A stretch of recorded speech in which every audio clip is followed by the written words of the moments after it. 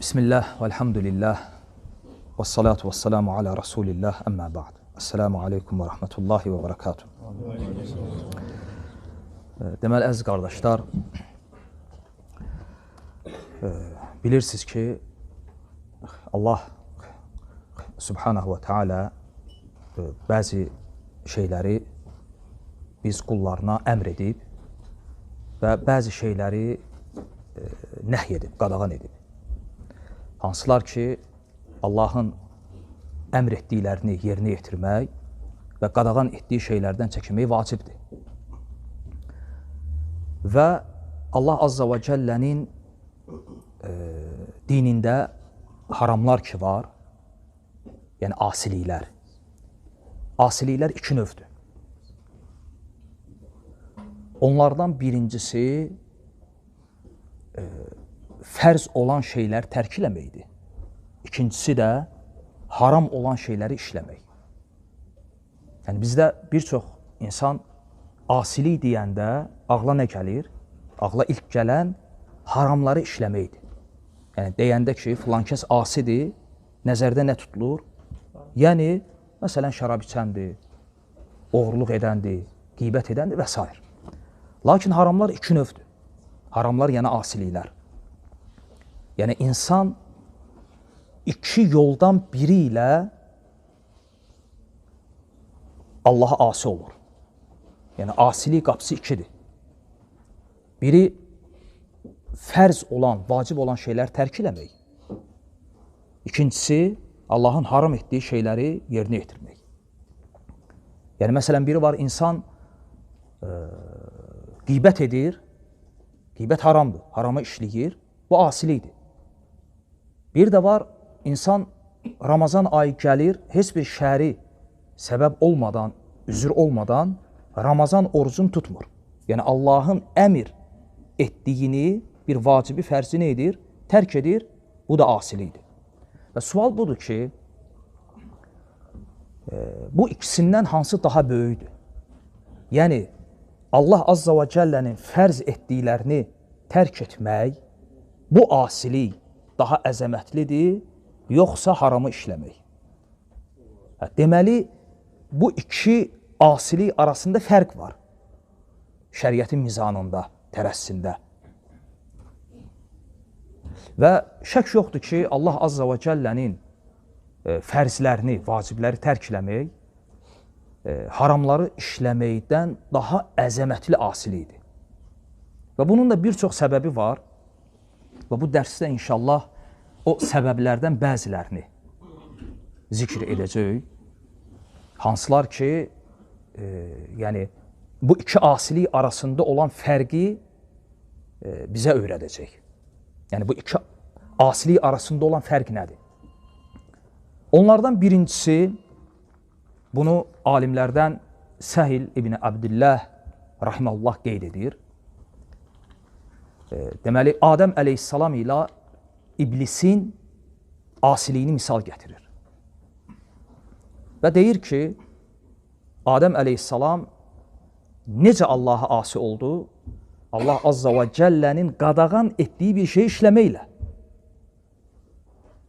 İblis necə Allaha asi oldu? Allah Azza və Cəllənin əmr etdiyi bir şeyi, yəni Adəmə səcdəni tərk etməsi ilə. Allah Azza və Cəllə Adəmə tövbəni nəsib etdi, lakin iblis tövbəyə müvəffəq olmadı.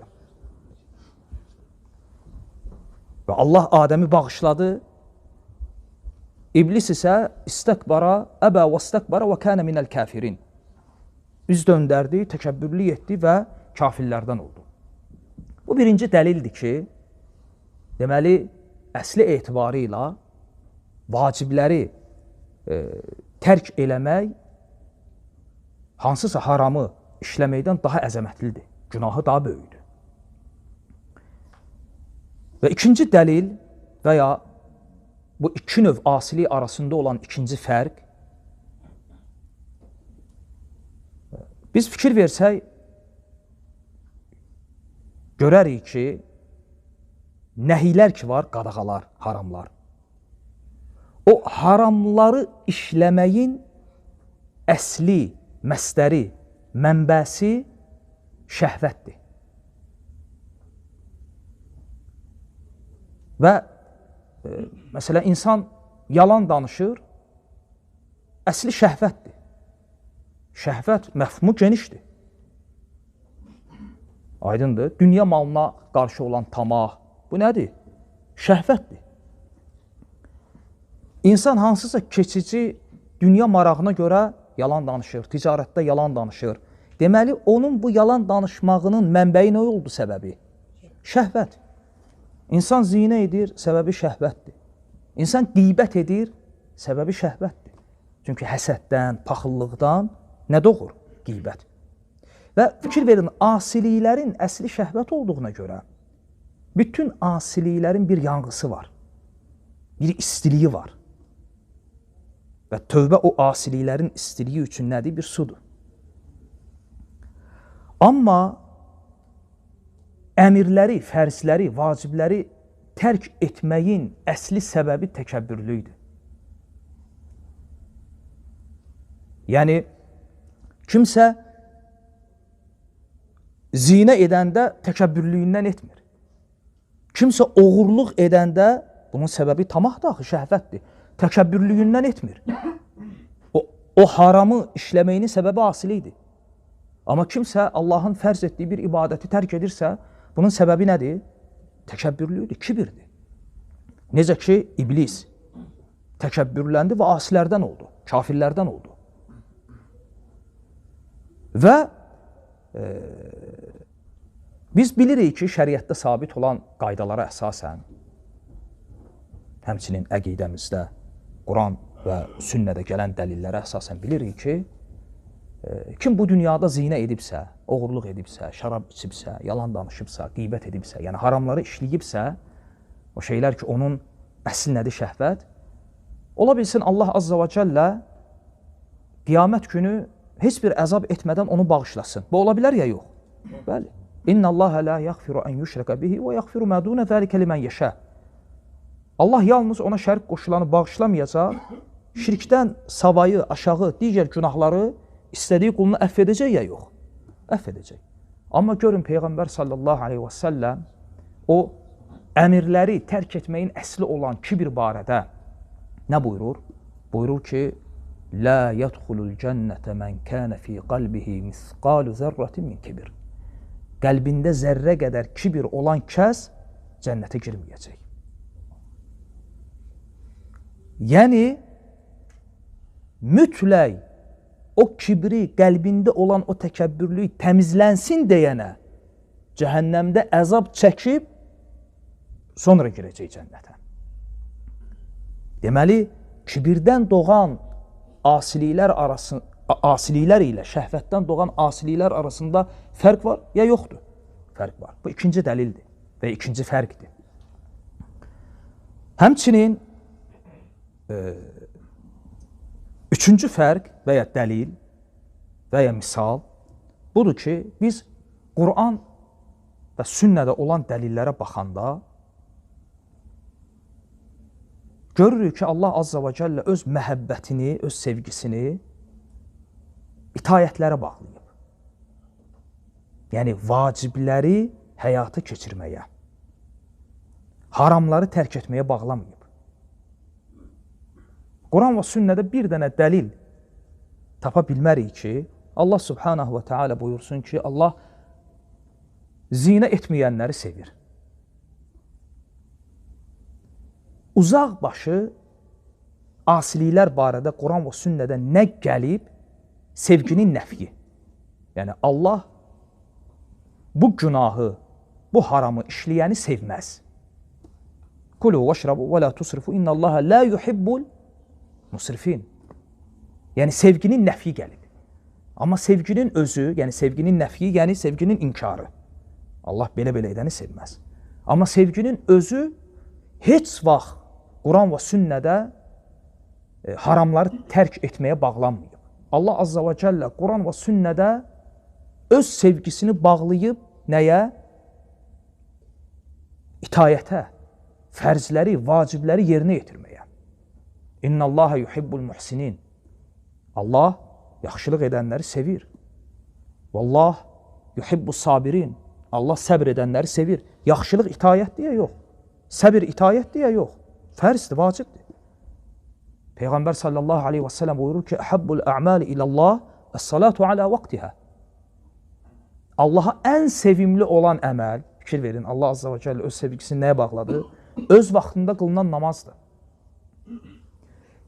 İndi biləndən sonra ki, Allah azza və cəllə öz sevgisini nəyə bağlayıb? Təsəvvür edin, qul o əməli tərk edir ki, Allah azza və cəllənin sevgisi o əmələ bağlanıb. Yəni nəyi? Fərzləri, vacibləri tərk etmək. Bu səbəbə görə haramı işləmək asiliyindən daha əzəmətlidir, daha böyükdür. Və dördüncü fərq nədir? Deməli, Allah azza və cəllənin əmirləri, ibadətlər, itayətlər məqsudun lizətihi. Yəni, özü özlüyündə məqsəd olan şeydir. Yəni, baxın, Allah azza və cəllə bəzi şeyləri əmr edib ki, bunları yerinə yetirin, bəzi şeyləri qadağan edib ki, bunlardan çəkinin. Lakin məqsəd, yəni qayə məhz əmirləri yerinə yetirməkdir. Məqsəd budur. Bəs sual verilsə ki, bəs nə üçün asilikləri qadağan edib? Çünki o asiliklər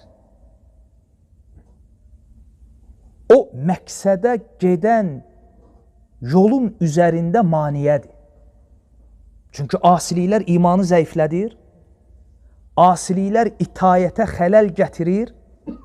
Fikir verdiniz axırıncı cümləyə. Asiliklər itayətə nə edir? Xələl gətirir. Deməli, məqsəd itayətdir. Yəni, Allah azza və cəllənin əmirlərini yerinə yetirmək. Yəni, əsli məqsəd budur, qayə budur. Elə bil ki, məqsəd məscidə girməkdir, maşına minmək nədir? Vasilədir, səbəbdir. Məqsəd qulun Allahın əmr etdiklərini yerinə yetirməsi ilə ona ibadət etməsidir. Lakin bu haramlar o qula, o məqsədə çatmasına mane olduğuna görə Allah azza və cəllə filan şeyi qadağan edib, filan şeyi haram edib. Məsələn, Allah azza və cəllə buyurur ki, İnnəmə yuqi'uş-şeytan beynəkumul adavətə vəl-bəğda bil-xamri vəl-meysir və yəsuddakum an zikrillahi və anis-salah. Şeytan qumarla və namazla, qumarla və şərabla sizin aranıza kin, küdurət, düşmənçilik, ədavət salmaq və sizi namazdan və Allahın zikrindən yayındırmaq istəyir. Deməli, Allah azza və cəllə burada həm fərzləri qeyd elədi, nələrdir? Zikrullah, Allahın zikri və salə və namaz və həmçinin iki haramı qeyd elədi. Nədir? Əl-xamr, şərab və əl-meysir və qumar. Fikir verdiniz, ayədə Allah azza və cəllə bir ayədə necə qayə ilə vəsiləni bəyan elədi. Yəni, məqsəd Allahın zikridir. Məqsəd Allaha ibadətdir.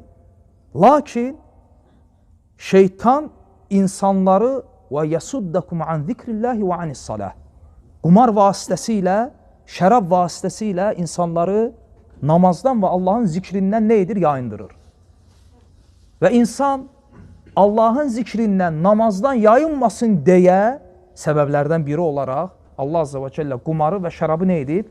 Haram edib. Deməli, haram olmasında məqsədlərdən birisi nədir? Budur ki, qoy bu haram olsun, qul bu əməllərdən çəkinsin ki, o qayə ki var, ibadət, fərzləri yerinə yetirmək, o qayəyə rahat, o məqsədə rahat gedib çata bilsin. Aydın oldu aradakı fərq. İndi sual verilir. Bir şey ki qayədir, bir şey ki vasitədir. Sizcə qayəni tərkiləmək daha böyük günah olar, yoxsa vasitəyə mübtəla olmaq? Aydındır. Ona görə fərzləri tərk etməyin günahı, haramı işləməyin günahından böyükdür. Və beşinci fərq yenə də dördüncü fərqə oxşuyur, lakin məsələyə biraz başqa cür yanaşmaq olar. Yenə də deyirik ki, itayətlər, yəni Allahın fərz etdiklərini yerinə yetirmək məqsəd budur. Əsas şəriətdə məqsəd budur ki, qul bunu həyata keçirsin. Niyə? Niyə? Çünki qəlbin həyatı ibadətlərə baxıldı. Qəlbin qidası ibadətlərdir. Yəni, insan namaz qılmasıyla, sədəqə verməsiylə, oruç tutmasıyla, yaxşılığı əmr edib pisliklərdən çəkindirməsiylə, bunlardır qəlbin həyatı. Bunlardır qəlbi diri saxlayan. Bunlardır qəlbin qidası. Lakin haramlardan çəkinmək qəlbin qidası deyil. Qəlbin həyatı, diriliyi haramlardan çəkinməyə bağlanmayıb. Bunu biz necə bilə bilərik? Məsələn, belə bir insan təsəvvür edin, bütün haramlardan çəkinib, heç bir haram işləmir. Yalan danışmır, qeybət eləmir, zahirdə və batində olan bütün haramlardan çəkinib. Lakin Allah Azza və Cəllənin əmirlərindən birini də yerinə yetirmir. O insan nə var, bütün haramlardan çəkinib deyə, o insana deyilə bilərmi ki, o insan qəlbi diri insandır? Deyə bilməz, o meyyiddir. Fikir verdiniz? Bütün haramlardan çəkinib, lakin bir fərzi belə yerinə yetirmədiyinə görə o insanın qəlbi meyyiddir. Yəni, onun bütün haramlardan çəkinməsi onun qəlbinin diriliyi üçün ona heç bir fayda vermədi.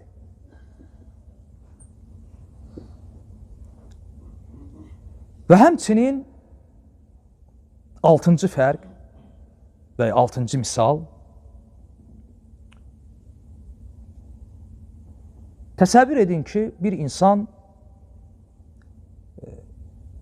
Allahın bütün əmirlərini yerinə yetirir. Namaz qılır, oruç tutur və s. Və bir də bunun müqabilində haramları da işləyir.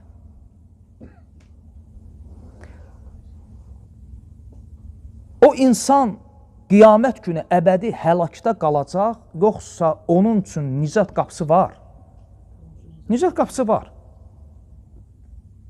Təsəvvür edin, bir insandır, bütün fərzləri yerinə getirir, bunun müqabilində həm də nə edir? Bütün haramları da işləyir.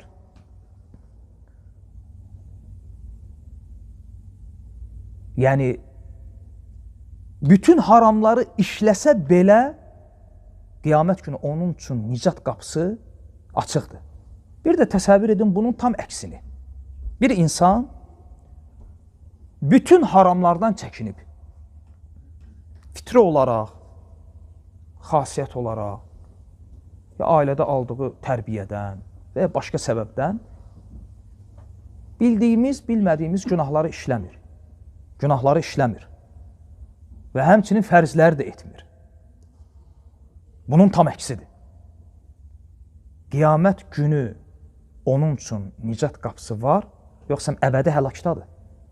Əbədi həlakdadır.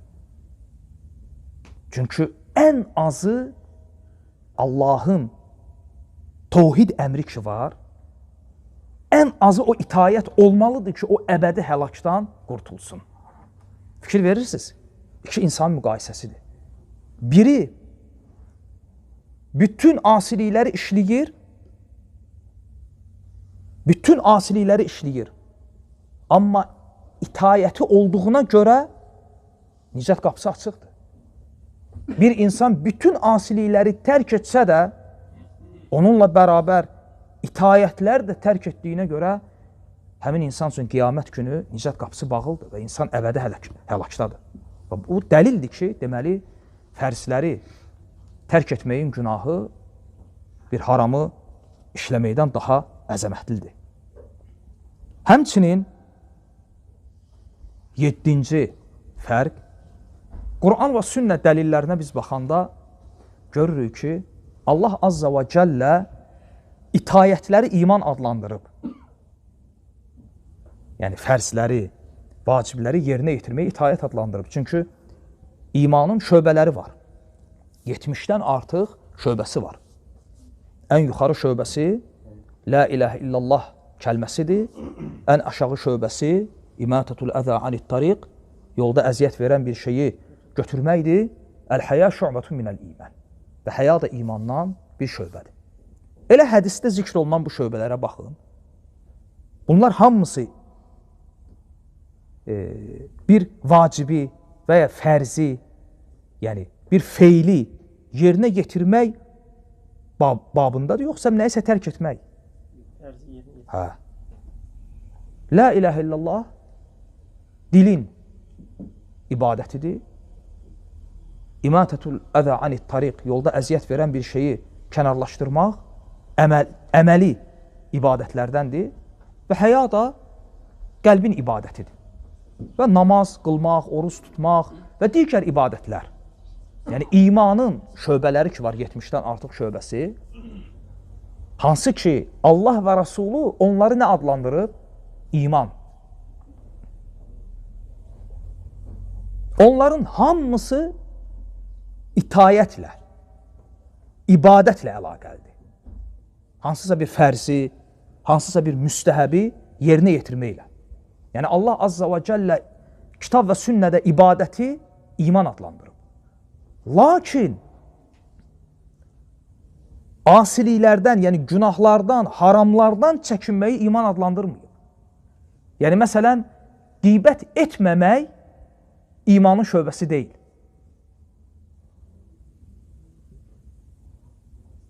Yalan danışmamaq imanın şöbəsi deyil. Və bir şey ki, imanın şöbəsidir, təbii ki, belə bir şey imanın şöbəsi adlanmayan bir şeydən daha əzəmətlidir. Və bəs burada deyilsə ki, onda hansısa haramı işləmək də imanın əksi olaraq küfrün şöbəsidir, cavab budur ki, yox. Bütün asiliklər yox. O asiliklər ki, bəli, Allah və Rasulü onu küfr adlandırıbsa, bəli. Ona görə İmam Albani rahimehullah deyir ki, İbn-i Qeyyim rahimehullahın sözünə etiraz edərək. Çünki İbn-i Qeyyim deyir ki, hər itayət imanın şöbəsi olduğu kimi, hər itayət iman adlandığı kimi, hər asilik də küfr adlanır. İmam Albani haqlı olaraq bu qaydaya etiraz edir və deyir ki, yox. Demək ki, hər asilik küfürdür, yox. Daha düzgün olar ki, belə deyək. Deyək ki, Allah və Rasulunun, Quran və sünnənin küfür adlandırdığı hər asilik küfürdür. Küfür yəni kiçik və böyük fərq etməz. Və dəlil olaraq Allah Rasulunun sallallahu aleyhi və səlləm bu hədisi müsəlmanı söymək fasiqlikdir və qitaluhu kufur və onu öldürmək isə küfürdür. Fikir verin, bu hədisdə Allah Rasulü iki asiliyi qeyd edir. Birinci, müsəlmanı söymək asilidir ya yox və onu öldürmək asilidir ya yox. Hər ikisi də asili olmasına rəğmən Allah Rasulü aleyhissalatu vesselam o asilikdən birini küfr adlandırdı, hər ikisini yox. Aydındır. Həmçinin 8-ci fərq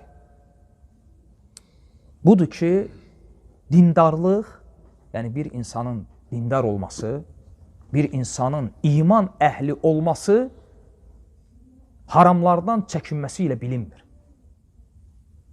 Vacibləri, fərzləri yerinə yetirməsi ilə bilinir.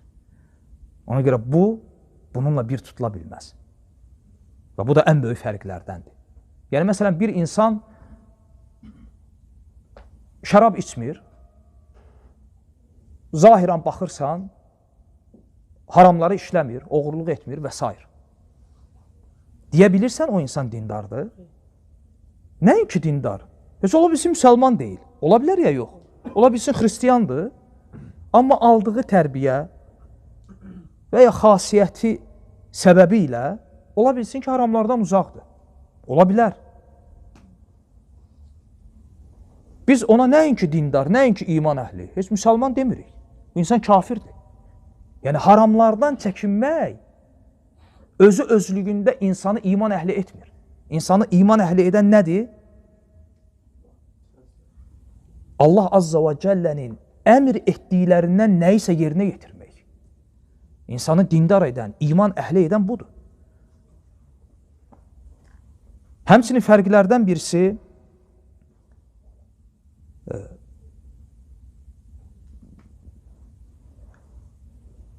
bu itayətkarlıq məfhumu ki var və ya bunun əksi olan asilik. Məsələn, deyirsən ki, filan kəs itayətkardır Rəbbinə qarşı. Filan kəs Rəbbinə qarşı asidir. Bir-birinə zidd olan iki məfhumdur da. Bu itayətkarlıq və asilik məfhumu əsli etibarı ilə əmirlərə bağlıdır. Dolayısı yoluna da nəhiylərə. Amma əsli etibarı ilə, kök etibarı ilə itayətkarlıq və asilik məfhumu bağlıdır əmirlərə. Əmirləri yerinə yetirməyə. Yəni necə? Yəni həqiqi itayətkar o kəsdir ki, o Allah Azza və Cəllənin əmirlərindən nəyisə yerinə yetirir. Həqiqi itayətkar budur. Və həqiqi asi odur ki, o Allah Azza və Cəllənin əmirlərini və ya əmirlərindən nəyisə tərk edir. Yəni həqiqi itayətkarlıq və asilik məfhumu əsli etibarı ilə əmirləri yerinə yetirməyə bağlıdır. Yəni məsələn, bir insan təsəvvür edin, heç bir haram etmir. Heç bir haram işləmir. Müqabilində heç bir itayəti də yoxdur. Həmin insana biz deyə bilərikmi ki, bu insan nə var, heç bir haram işləmir deyə bu itayətkardır. Yəni o insana itayətkar demək olar. Yəni bu adı vermək olar ona, ya yox, vermək olmaz. Fikir verdiniz? Deməli, əsli etibarı ilə bir insanın itayətkar adlanması bağlıdır əmirlərin yerinə yetirilməsinə. Hətta insan bütün haramlardan çəkinsə belə, ortada əməl etdiyi bir fərz vacib yoxdursa, o insana haramları tərk etdiyinə görə demək olmur ki, o itayətkardır. Amma bunun əksinə bax, bir insan fərzləri yerinə yetirir, tam və ya qismən. Lakin bunun müqabilində bütün haramları işləyir. O insana biz deyirik ki, o əmirləri yerinə yetirməsi ilə Rəbbinə itayətkardır, haramları işləməsi ilə asi. Artıq bölündü. Yəni ortada hansısa bir əmri, fərzləri, vacibləri yerinə yetirmək varsa, artıq qismən də olsa muti adını alır. Aradakı fərq aydın oldu. Bu deməli 9-cu fərqidir. Və 10-cu fərq budur ki, Allah Azza və Cəllə bizi özünə ibadət üçün xəlq edib. Yəni əslində insanın yaradılışında olan qayə hansısa bir feili icad etməkdir. Feilsizlik deyil. وَمَا خَلَقْتُ الْجِنَّ وَالْاِنْسَ إِلَّا لِيَعْبُدُونَ Mən insanları və cinləri yalnız mənə ibadət üçün xəlq etdim. Yəni həyatın əslində qayəsi nədir? Allah Azza və Cəllənin əmr etdiyi vacibləri yerinə yetirmək. Yəni əslində insanın yaradılışında qayə hansısa bir əməli ortaya qoymaqdır. Hansısa bir əməli həyata keçirməkdir. İnsanın yaradılışında qayə əməlsizlik deyil. Ona görə, fikir verin, şəriət bu ikisi arasında fərq qoyub. Məsələn, istita'a ki var, yəni insanın gücünün çatması, əmirlərdə bunu şərt qoyub. Amma qadağanlardan, haramlardan çəkinməkdə bu şərt deyil. Yəni şəriət bunları ayırıb bir-birindən. Peyğəmbər sallallahu aleyhi və səlləm buyurur ki, mən sizə nəyi haram etdimsə ondan çəkinin, sizə nəyi əmr etdimsə gücünüz çatan qədər onu edin. Fikir verin, əmirdə istata'anı, gücün çatmasını şərt qoydu. Sizə nəyi əmr etsən, gücünüz çatan qədər onu edin. Fəttaqullaha məstata'tum. Allahdan gücünüz çatan qədər qorxun. Amma sizə nəyisə qadağan etsəm ondan çəkinin. Burada istita'a şərt deyil. Aydın oldu. Hətta məntiqən. Yəni mən məsələn bir insana desəm ki, orada daş var, yarım tondur. Ged onu qaldır. O mənə deyə bilərmi ki, mənim gücüm çatmır? Deyə bilər. Çünki mən ona nəyisə əmr etdim. Əmr gəlibsə, istita'a şərtdir. Gücü çatmırsa qaldıra bilməyəcək. Amma mən adama deyirəm ki, o yarım tonluq daşı qaldırma. O mənə deyə bilərmi ki, mənim gücüm çatmır? Deyə bilməz. Çünki mən demişəm ki, qaldırma. Nəhy üçün istita'a şərt deyil. Aydın oldu. Və həmçinin 11-ci fərq budur ki, fərzləri yerinə yetirmək, haramları işləmək üçün kəffarə ola bilir.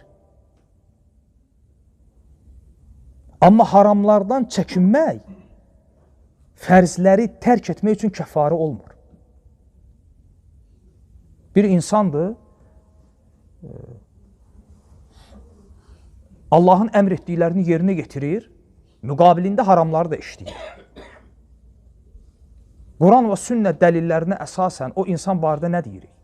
Deyirik ki, ola bilsin, onun etdiyi əməllər ki var, ibadətlər, itayətlər, salih əməllər, hansı ki fərzləri, vacibləri yerinə getirir, bu əməllər onun asiliklərinə kəffarə olsun.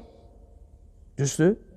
Amma bunun tam əksini düşün, bir insan heç bir haramı işləmir, müqabilində heç bir vacibi də yerinə yetirmir, həmin insan barədə deyilə bilərmi ki, o ki, heç bir harama mübtəla olmayıb, onun bu halı əmirləri tərk etməsi ilə mübtəla olduğu o asilik ki var, bu asiliyinə kəffarə olsun, deyə bilmərik. Və son olaraq 12-ci fərq, yəni Allahın əmr etdiyi bir şeyi tərk etməyin asiliyi ilə haram olan bir şeyi işləməyin asiliyi arasında olan fərq. Budur ki, Allah subhanahu və teala qul ona ibadət edəndə o ibadətin əcrini, yəni bir fərzi, vacibi yerinə yetirəndə 1-ə 10 edib, azı. Və bu ondan 700-əcən yüksəlir. O əməlin keyfiyyətinə görə, insanın ixlasına, niyyətinə görə. Amma ən azı 10-dur. Əlif, ləm, mim, artıq 30 əcr var. Amma asiliklərdə necədir? Asiliklərdə 1-ə 1-dir. İnsan bir asilik edəndə bu 1-ə 1-dir. Bunun səbəbi nədir? Burada olan sir nədir? Səbəbi odur ki, çünki ibadətlər ki var, qulun ibadət etməsi və bunun müqabilində Allahın ona o əcri verməsi, bu Allahın qəzəbinə bağlıdır, yoxsa məhəbbətinə? Allahın məhəbbətinə bağlıdır. Amma qulun hansısa haramı işləməsi və Allahın o harama görə ona günah yazması və ya cəzalandırması, bu Allah Azza və Cəllənin qəzəbinə bağlıdır. Və Peyğəmbər sallallahu aleyhi və səlləm buyurur ki, Allahın rəhməti, Allahın qəzəbini üstəliyib, keçib. Düzdür? Deməli, bütün ibadətlər, bütün vaciblər, bütün fərzlər Allahın nəyinə bağlıdır? Allahın rəhmətinə bağlıdır. Amma asiliklər bağlıdır nəyə? Allahın qəzəbinə. Fikir verin, qul o əməli tərk edir ki, və ya o şeyi edir ki, vaciblər tərk etmək, o şey Allah Azza və Cəllə rəhmətinə bağlıdır. Və şək yoxdur ki, Allahın rəhmətinə bağlı olan bir şeyi tərk eləmək, Allahın qəzəbinə bağlı olan bir şeyi etməkdən daha əzəmətlidir. Çünki Allahın qəzəbi Allahın rəhməti ilə müqayisə oluna bilməz.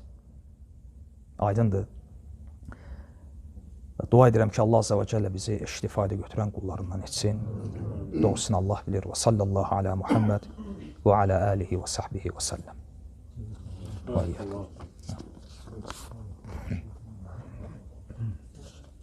Sual verilənə.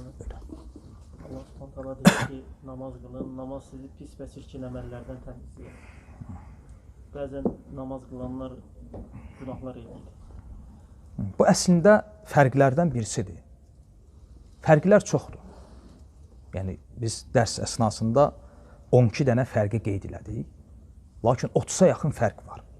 Və onlardan birisi budur. Bunu da qeyd eləyək fayda üçün. O da nədir?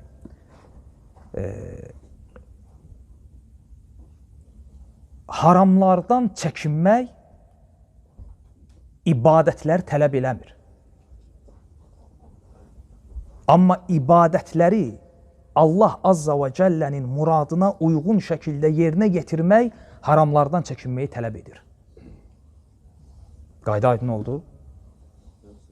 Yəni, bir insan haramlardan çəkinirsə, məsələn, bir insan fərzləri yerinə yetirir, Allahın muradına uyğun şəkildə namazını qılır, orucunu tutur. Şək yoxdur ki, o qıldığı namaz, tutduğu oruc, o əməllər, o ibadətlər, o fərzləri, vacibləri yerinə yetirməsi onu haramlardan çəkindirir.